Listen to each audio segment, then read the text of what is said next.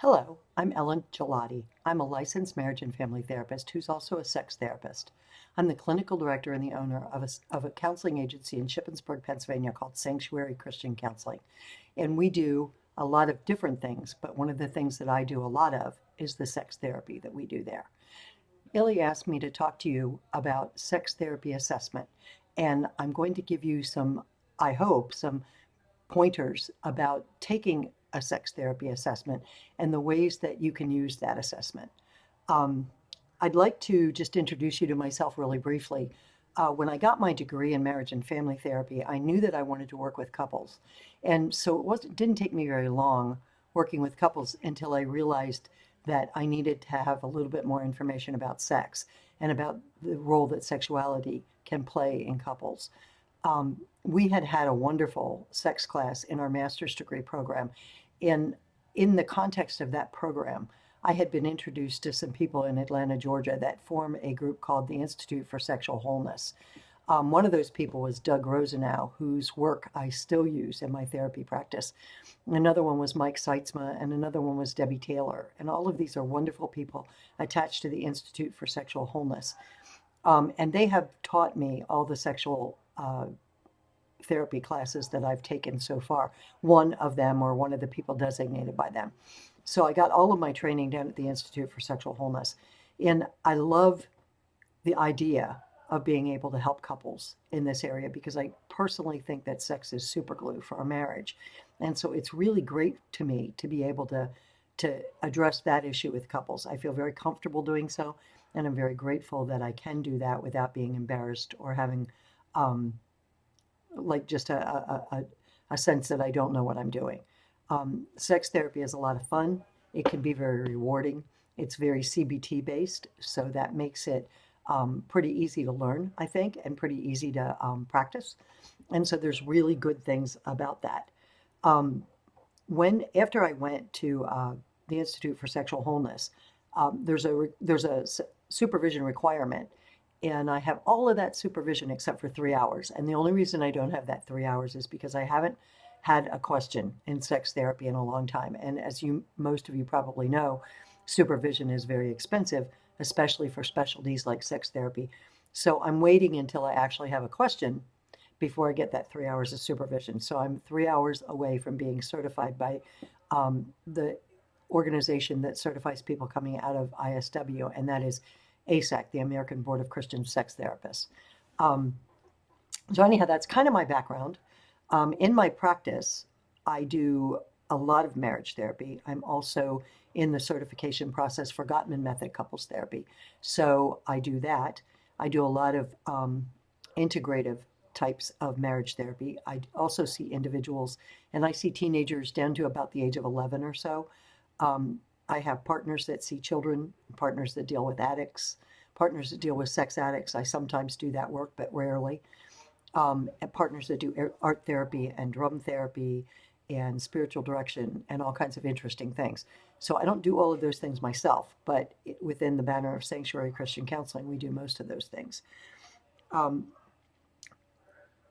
it's funny, when we moved into our new facility recently, our landlord was quite taken with the fact that I was a sex therapist. And I think he told everybody in our small town, there's a sex therapist moving into my building.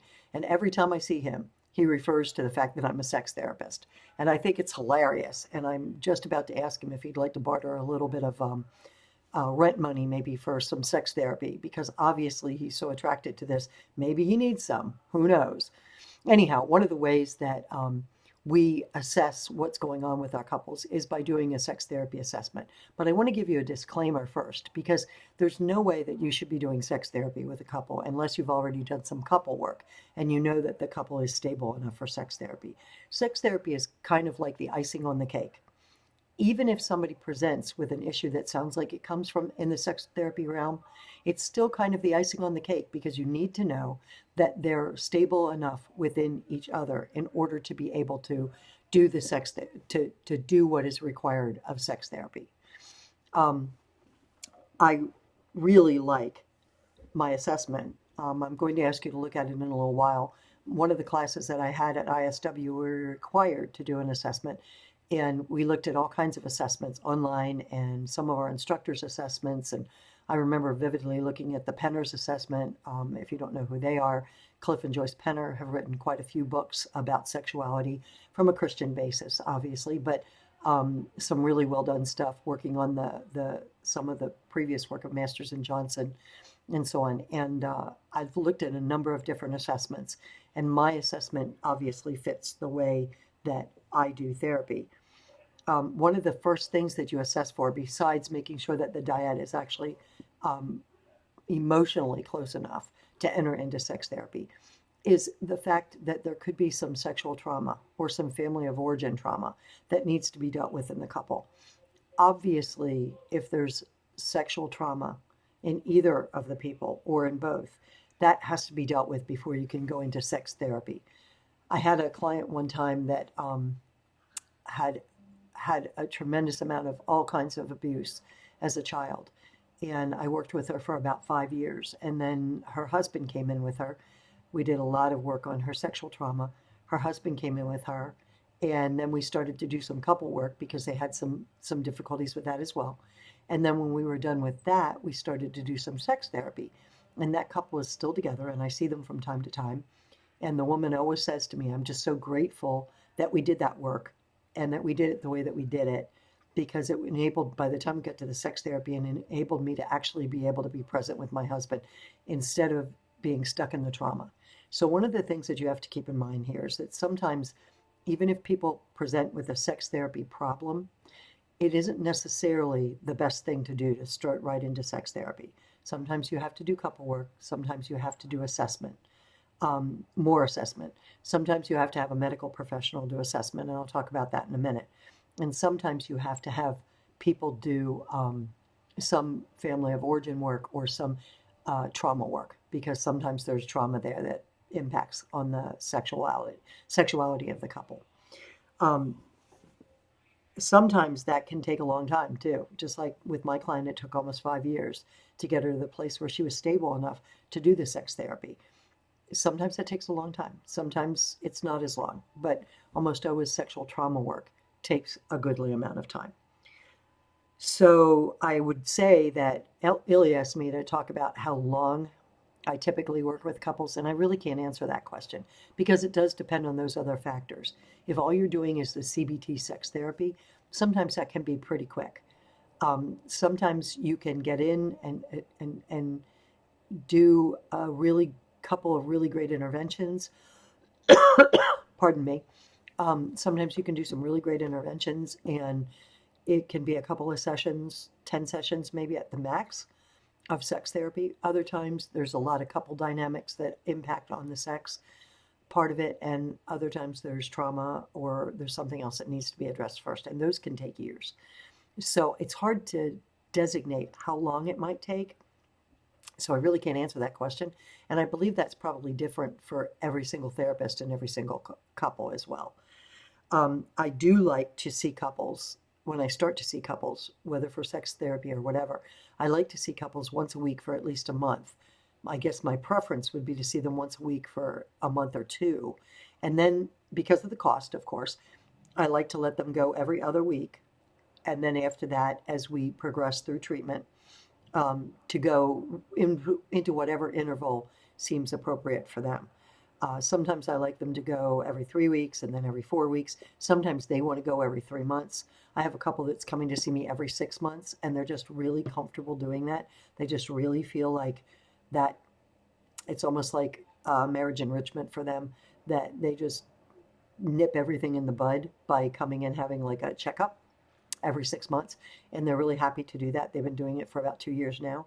I'm going to see them in October, and I'm going to urge them to let it be the last time, because after all, I do have a phone. They can always call me, because they don't need to be dependent upon me, and I think they're really in a good place, and I think that that would be a good thing for them. But I also want to be driven by what they truly want, as long as I don't think it's really a bad thing for them.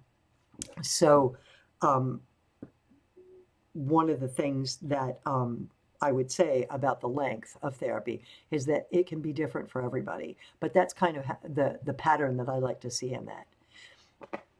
one of the things that I really would stress is if you're going to do any sex therapy work at all, even if you're going to do a good sex therapy assessment and you don't have any intention of doing sex therapy work and are going to give that off to somebody else, but you want to make a recommendation, I would urge you that you get comfortable with the language. Um, the more comfortable you are talking about sexual issues and sexual language, the more comfortable your clients will be. I remember I had an individual who had been raped by her husband, actually, and it took her probably well over a year for her to be able to say the word vagina.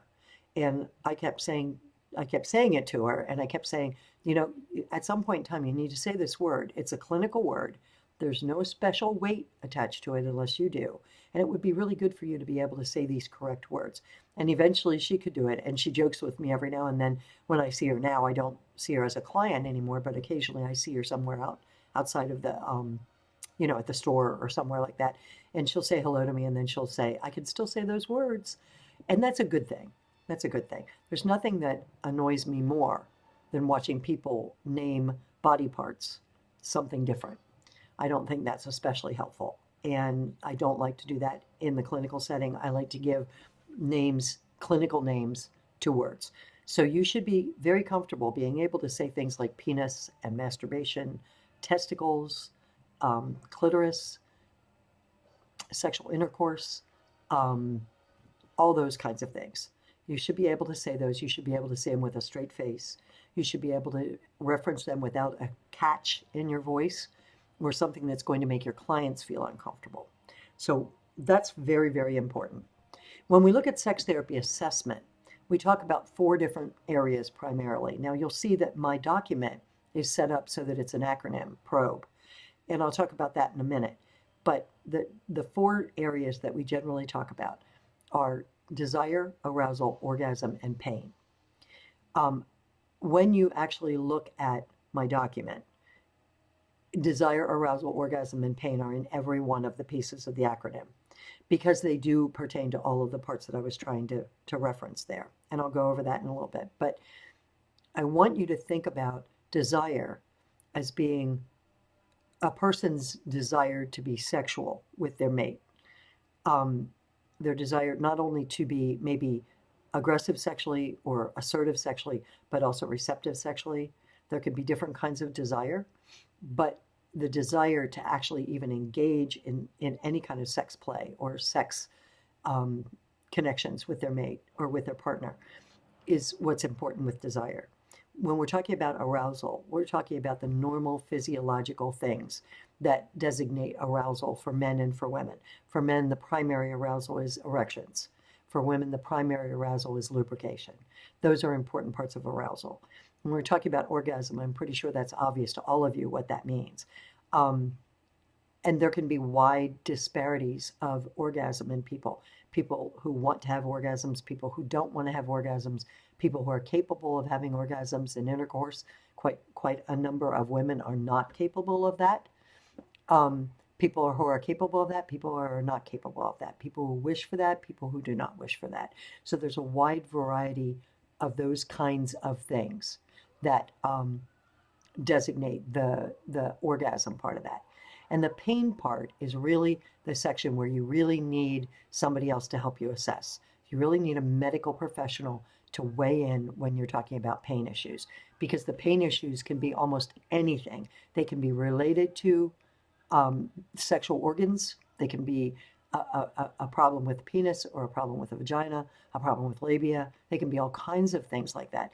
But they also can be other things that we as clinicians might not really have a handle on.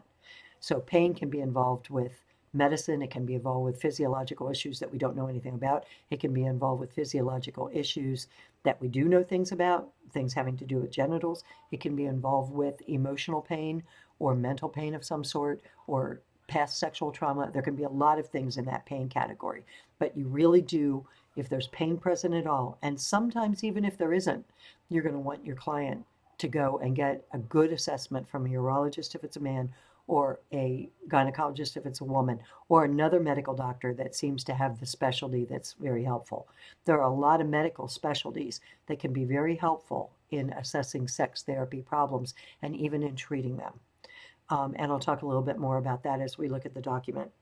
Um, I'd like to discuss my document Probe with you. Before I start talking about Probe, I'd like to tell you that one of the things that I don't do is I don't mess around a lot with the DSM-5 or the ICD-10 diagnoses. In the state of Pennsylvania, I'm not a legal diagnoser as a licensed marriage and family therapist.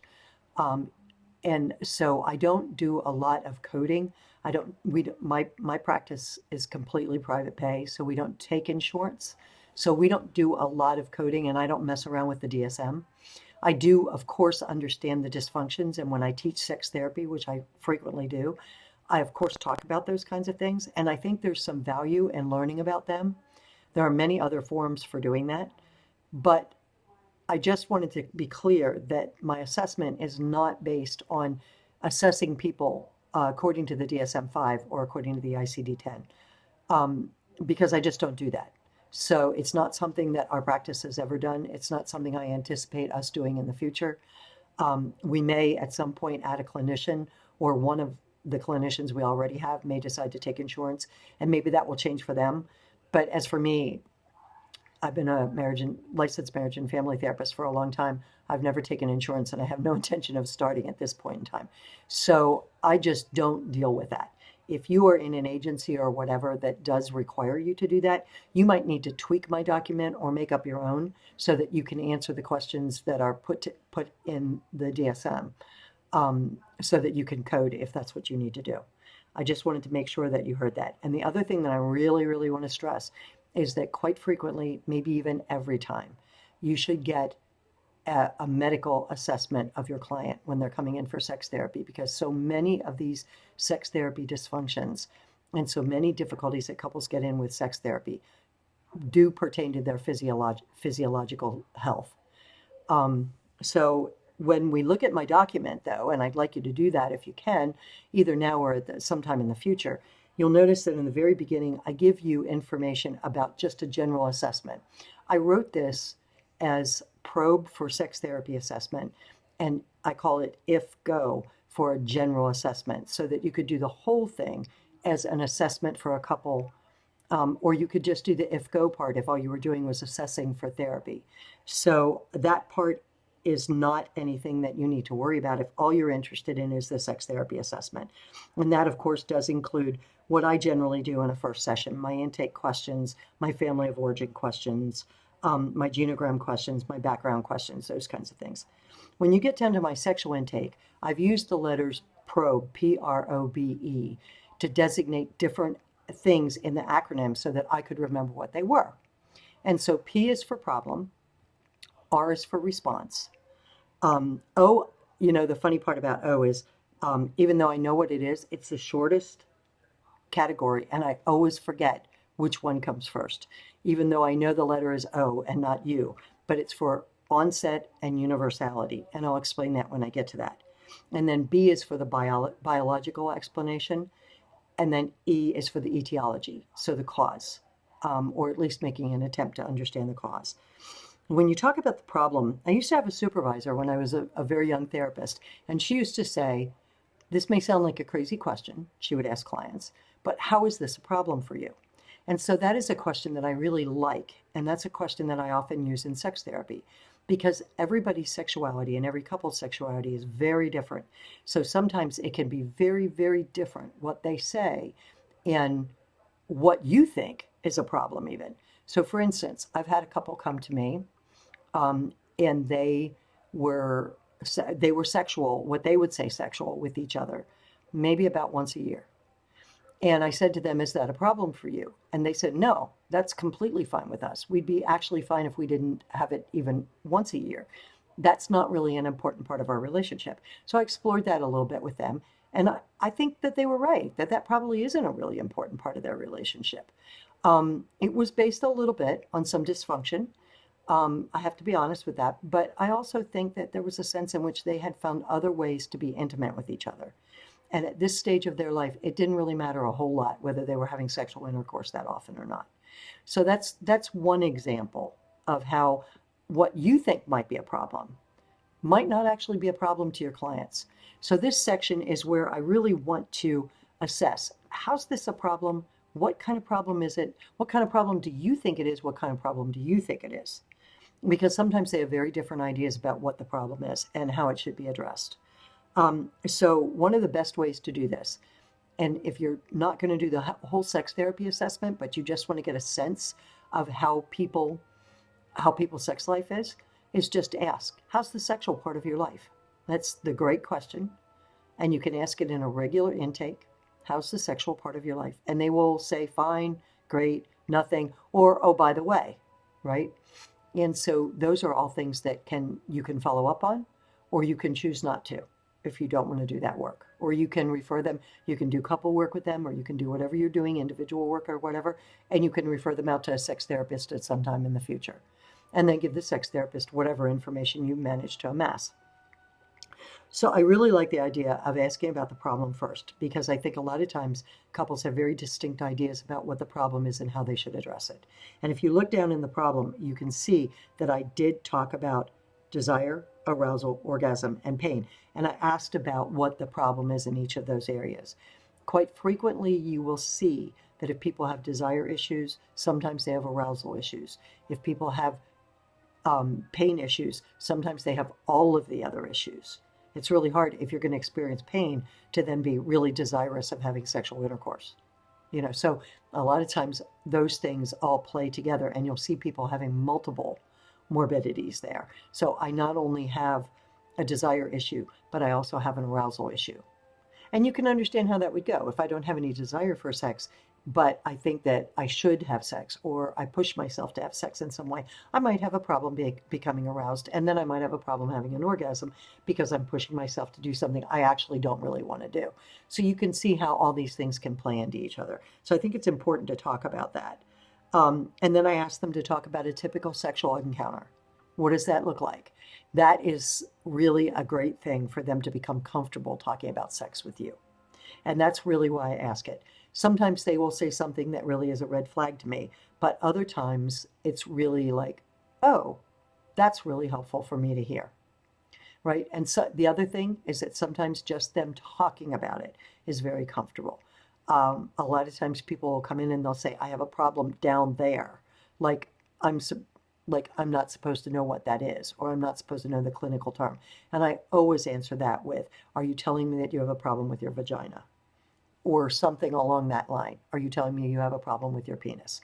Are you telling me you have a problem with your testicles?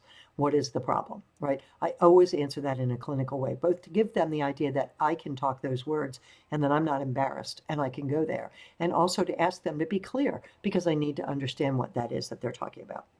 So when you get a little bit past the problem, then what I like to look at is what's the response of each partner to that problem. So if I think the problem is that we don't have enough sex, what is my response to not having enough sex? What is my partner's response to whatever they think the problem is? Do they think we have enough sex? Do they think we don't? A really good question to assess that is to say, how many times in the last 3 months have you had a sexual encounter, if that's what you're going for, or sexual intercourse, if that's what you're going for? Oral sex, if that's what you're going for, anal sex, it doesn't matter. And then say to them, what would be your preferred? In the best of all possible worlds, to partner number one, how many times would you have a sexual encounter with your spouse? In the best of all possible worlds, partner number two, how many times would you have a sexual encounter with your wife, with your husband or wife?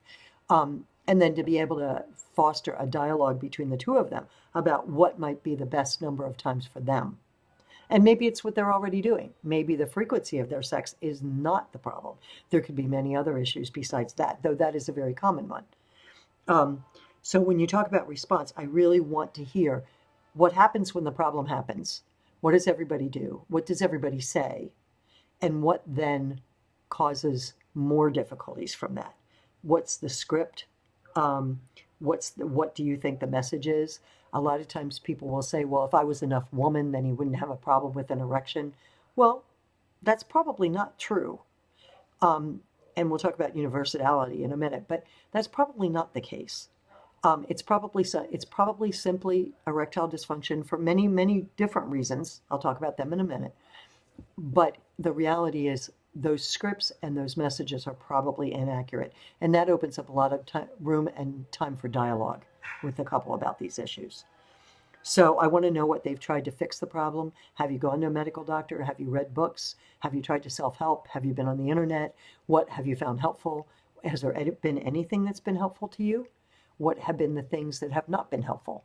What have you tried that has really not only been not helpful, but been terrible or made things worse? What I just want to look at the response to the problem in all its different forms. And then I'm probably going to end that part of it by saying, what would you like? What would you like this to look like?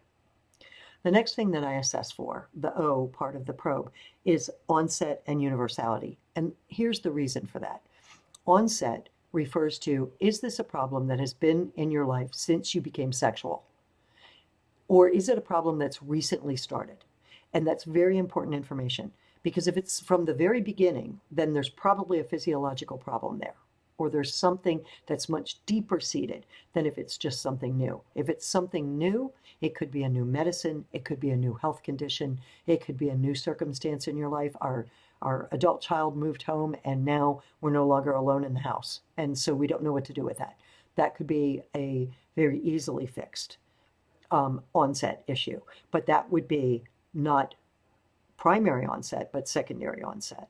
So primary onset would be probably much more serious and much more deep-seated, where secondary onset is probably something that's new and a little bit easier to discover. And then when you talk about universality, that's really talking about, is this specific to one partner, or do you always have this problem? So if your problem is erectile dysfunction, do you have erectile dysfunction no matter what you're doing? If you're masturbating, do you have erectile dysfunction? If you're with your partner, do you have erectile dysfunction? And the same could be done with vaginismus and many other things as well. Is this always the problem, or is it only the problem in certain situations? So those are what that or onset and universality things talk about. And again, if you're talking about something that's universal, and if you're talking about something that's primary as opposed to secondary, I'm going to want a medical assessment. Even I want them all the time, but I especially am going to want them with these things that are red flag areas for physiological problems, and that's one of them. When you go to the biological explanation, there's a lot of things there. General health of people can be a big determining factor in sexual problems. People with diabetes and high blood pressure, some of these things with cardiac events, some of these things can cause sexual dysfunctions themselves, or they can cause the kind of dyshealth that causes vein problems, say. And since erections in particular, but also women's orgasms, really have to do with vasodilation, that can really be a problem. So I want to know about their general health. And again, you may need a medical professional to assess that. I want to know about what medicines they're taking, hormonally, if they're normal. I want to know about things like use of pornography, about use of masturbation. I want to talk about gender and sexual identity at this point in time. All these things can be very important parts of the biological exploration into their sexual difficulties. I want to talk about things like pregnancies and miscarriages and stillbirths and abortions and infertility. That's the place for all of these. Even birth control. I kind of want to know what birth control they use. And that sounds kind of silly, but the reality is a couple that's always been using the pill, say, they've never had a barrier method. Now all of a sudden something has happened and they can't use the pill. And so now they're using a condom. That's a very different feel. So that may be in itself the sexual dysfunction, is just the feel is different for both partners. So that does make a big difference.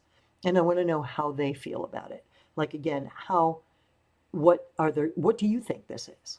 What do you think this is, and how do you feel about it? And what do you think your partner's issue is, and how do you feel about that? I want to talk about masturbation in this category. I know that's an uncomfortable topic to talk about. That's probably the most uncomfortable topic for a lot of people, but it's essential too, because you really do need to know what they're doing. I once had a client that came, the guy was masturbating about 10 times a day, and his wife was like, well, he's got erectile dysfunction. I was like, I don't think so. I think he's just masturbating too much so that he's not actually interested in having sex with you later on.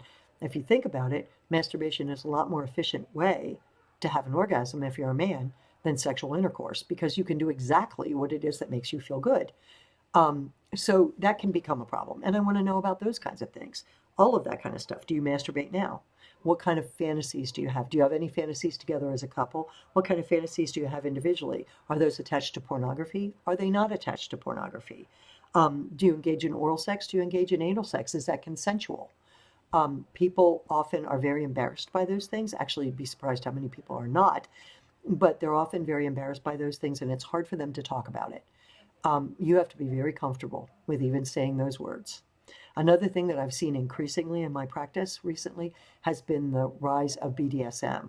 So bondage, dominance, I always do this wrong, sadism and masochism. I've seen a real rise in this, and I think it's really just, so to speak, if you'll forgive me, out of the closet after the 50 Shades of Grey stuff. But I'm seeing a rise in that, and sometimes there's problems with that too. Sometimes the couple is completely consensual and happy with it, and other times it's really not a good thing for one or both of them at the stage of life that they're at. So that has to be explored in this area. And then we want to talk about the last one, etiology. What is the cause of this? So in that category, I talk about abuse, unwanted sexual behaviors, or unwanted sexual touch. So a good question to assess that again is, did you ever experience any touch that made you uncomfortable? Were you ever touched in a place that you didn't think you should be touched? Were you ever touched in a way that made you feel creepy? Did you ever get touched in your bathing suit area by somebody who didn't have a right to do that? Like, it wasn't your parent bathing you or something like that. Or if it was your parent bathing you, it was appropriate that they were doing it that way. Were you ever exposed to somebody else in a way that made you uncomfortable? Did you ever see, hear, smell, taste anything that was uncomfortable to you? Those are really good questions to ask, and there's some more in that area as well. In that area too, the area of etiology, is the idea of couple dynamics. I already said the couple has to be pretty stable in order to engage in sex therapy, and that's true. But another dynamic that people often don't think about is the dynamic of faith. Very many people, and of course, I'm a Christian therapist, so I get a lot of this. You get a couple that has been determined to be sexually, what they would say sexually pure before they get married, and then they get married. So now all of a sudden they're allowed to have intercourse according to their value system, and something doesn't go well. And so that becomes a huge issue sometimes. And many people get very angry about that. Here, we waited all this time. We were told it would be great. And now it's crappy. And what's going on? So I want to explore faith. And faith can also interact in another way, in that sometimes people get very weird, just like they get weird family of origin messages, they get weird faith messages, like God would not like you to have sex, or sex is dirty. We used to have a youth pastor at our church that used to say, sex is dirty, save it for the one you love. And I used to think that that was a brilliant statement, because that's, I really think, what some people think. Of course, sex is, if you're a faith-based person at all, then you probably also believe that sex is God's idea, which is what I personally believe. So I obviously don't think that there's a dirty element to that. But some people do. And so even if you're not a faith-based counselor, you should probably ask that question in the context of the sex therapy assessment, because it might be what the people are dealing with. Another one is kind of an intergenerational piece, kind of a family origin thing. What are the loyalties that you have in regards to sex? What are the legacies of sex? How did your family talk about sex or not? What were the things that your parents said about sex? Were their opinions? What were personality issues having to do with sex? A lot of times you'll find moral messages in the family dealing with sex or not. A lot of times you'll have real terrible sex myths being perpetuated by families. There could be a lot of problems there. And so there's a bunch of questions in there to talk about. And in this area, I also like to talk about sexual development. How did you first become aware of being a different gender, say? How comfortable were you as a child with your gender? So that's talking about the gender piece. But also the sexuality piece. What's the first time that you remember masturbating? What's the first time that you kissed somebody? What's the history of your sexual development as a teenager, of your dating development? When's the first time you had sex? What was that like for you? What kind of sex was that? Was it consensual? Was it good for you? Did you have an orgasm, right? If there's a lot of pieces to that, exploratory play, pornography as a child, development, sexual development, there's a lot of that kind of stuff. And even the dating part. Pardon me, I just can't get rid of this. So even the dating part is also important to talk about there.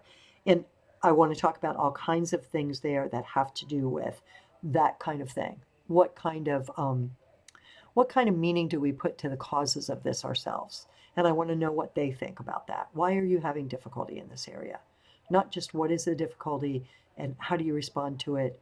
And is how tell me about the onset or the universality or even the biological stuff, but also what meaning is this for you? Let's talk about what sex means to you and what you really want to do about it. One of the things that I want to leave you with is the sheer grace of this, the blessedness of this. People are trusting you with a very private and personal part of their lives. And they do that because they have a problem. And they're inviting you into their bedroom, I'm sorry. They're inviting you into their bedroom to help them with this.